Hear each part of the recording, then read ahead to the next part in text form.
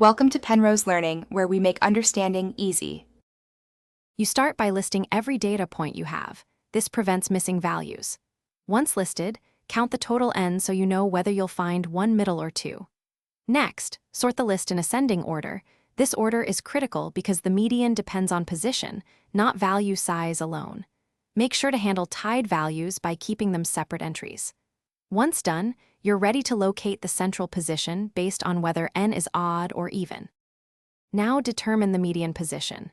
If n is odd, compute n plus 1, slash 2 and pick the value at that position. This is the median because exactly half the data lies on either side. If n is even, identify the two central positions. n slash 2 and n slash 2 plus 1, then average those two values to get the median. Averaging balances the split between lower and upper halves. Mark these positions clearly on your sorted list so you don't mix up indices or make off-by-one errors.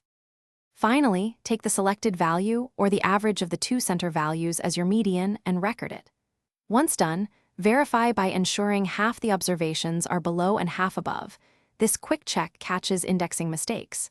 If the dataset is grouped in classes, interpolate between class boundaries using cumulative frequencies to estimate the median. Troubleshooting tip. If the median looks wrong, resort and recount n. Most errors come from. Thanks for watching. If this was helpful, leave a like and consider subscribing. See you next time.